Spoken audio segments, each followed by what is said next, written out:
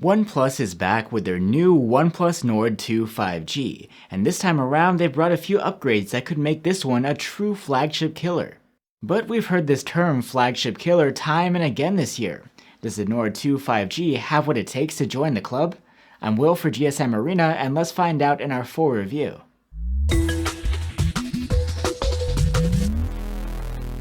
If you're familiar with last year's OnePlus Nord, the OnePlus Nord 2 5G might give you some deja vu. It has the same size, weight, and shape as the first model, and our blue haze finish brings the same vibe as last year too. This porcelain-like finish covers the curved back panel made from Gorilla Glass 5. It's quite catchy and does a decent job at hiding fingerprints, and I like the chrome accent on the two-step camera bump. The glossy frame is made from plastic and offers a decent grip. As we've seen on previous OnePlus phones, you have a physical slider to quickly silence your notifications with, or set them to vibrate or ring. There's no official IP rating, but the phone does have some splash proofing built in to help protect from light rain or drops of water. On the front of the Nord 2 5G is the same display as last year, a flat 6.43-inch AMOLED protected by Gorilla Glass 5, with a 1080p resolution and a 90Hz refresh rate. The major difference you'll find this time around is that you have a single 32-megapixel selfie cam instead of a dual selfie setup. This means that the punch hole is smaller and less intrusive. This display looks great, it's colorful and contrasty, and color accuracy is good too. You also get HDR10+ support. Brightness is decent here. We measured a maximum of around 440 nits with the brightness slider, and this boosts up to 630 nits in auto mode when out in bright sun. And the high refresh rate means that swiping and scrolling text or the interface looks quite smooth. And OnePlus is promising to whitelist a number of titles for high frame rate gaming in the near future, so the high refresh rate should finally translate into smoother gameplay. The Nord 2 5G brings a pair of stereo speakers, one's at the bottom and the other doubles as the earpiece. The speakers scored a very good mark on our loudness charts. The audio quality is average, with well-presented highs, but some lackluster mids and bass. Still, this is a nice improvement overall from last year's single speaker.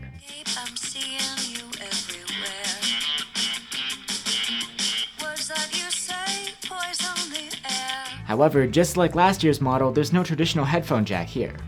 There is an under-display fingerprint reader for your biometrics, and it's quite accurate and responsive. It isn't always on by default. Unless you have the ambient display enabled, you need to use the power button to wake up the screen first. One neat trick is that you can open a menu of shortcuts by holding down on the fingerprint scanner. Great for finding something right when you wake up the phone. The interface of the OnePlus Nord 2 is Oxygen OS 11.3 based on Android 11. Unlike what we saw in the past from OnePlus, Oxygen OS these days is pretty far from stock Android, but is still incredibly fluid and responsive. There are custom OnePlus apps for the gallery, the file manager, notes, and weather. Other functions are provided by Google's apps. The task switcher is easy to use, and even allows you to tap and hold an app panel to enable split screen. You get plenty of personalization options to customize the looks of your interface, from icon packs, to colors, to different always-on display patterns. Another interesting feature is Zen mode, which blocks the phone for a certain period of time, giving you a chance to take a breather. And you get the choice of 128 or 256 gigs of storage on board, which isn't expandable. This time around, OnePlus decided to go for a MediaTek chipset in its Nord model, rather than one from Qualcomm. It's far from a downgrade though. It's MediaTek's Dimensity 1200, which is the most powerful chipset they've produced to date, and it provides 5G connectivity. Performance-wise, it's just about on par with the Snapdragon 780 and 870 chipsets. Not quite top flagship grade, but right up there in the charts. As far as the thermals go, the Nord 2 does a decent job. It does throttle under prolonged stress, but was able to maintain decent performance, about 76% of the maximum. This is no dedicated gaming phone, but you should be able to play all of the heavy games no problem.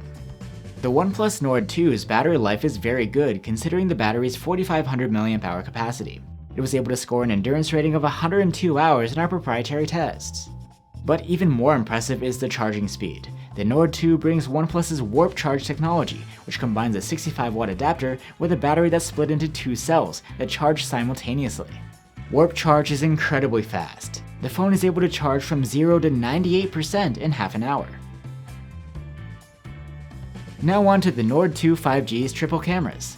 There's a 50-megapixel quad-bare main camera with OIS, an 8-megapixel ultra-wide camera, and a depth sensor. Shots from the main cam come out in 12.5 megapixels by default, and they have nice detail with well-developed foliage, good sharpness, true-to-life colors, and wide dynamic range. However, we weren't fans of the HDR here.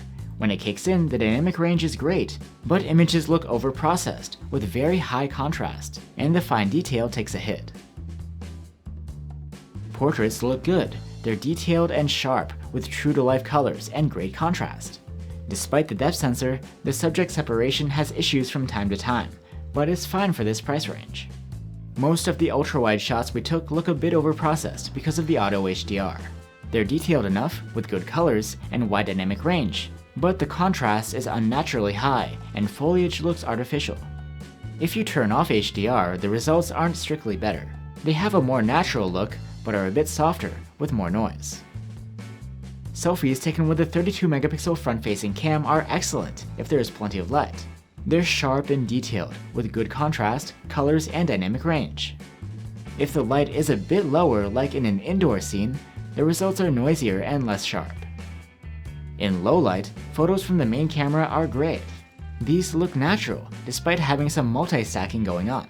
There's a good exposure, low noise, and excellent colors. And thanks to the OIS, we didn't end up with a single blurry photo. Turning on night mode results in some magnificent photos with well-balanced exposure and more detail. Colors are more saturated, blown highlights are restored, and more detail is revealed in the shadows. On the main cam, if the light is extremely low, the phone will automatically switch from night mode to ultra night mode. This has an extreme effect, basically turning night into day. Nighttime photos from the ultra-wide cam are usable. The exposure is pretty dark, but the noise reduction is balanced, and it doesn't smear the fine detail. With night mode on, ultra-wide photos have a much brighter exposure, improved sharpness, less noise, and more detail. Videos can be captured with the main camera in up to 4K resolution at 30 FPS. These are excellent, with plenty of resolved detail and natural rendition. Sharpness is balanced, noise is low, colors are true to life, and dynamic range is praiseworthy. It's also worth noting, electronic stabilization is always on, regardless of camera or resolution. The ultra-wide can shoot footage in 1080p, and the quality is decent, with OK detail, low noise, and impressive dynamic range. The colors are a bit washed out though. So that's the OnePlus Nord 2 5G. You get a snazzy looking and solid build, a bright and colorful 90Hz AMOLED, great battery life with blazing fast charging, stereo speakers, a high-end chipset paired with a snappy interface, and good camera quality both in the day and at night. And on top of that, there's almost nothing to complain about here. Sure, you don't have an official IP rating or a headphone jack, and we weren't fans of the HDR processing here, but you can always toggle that off.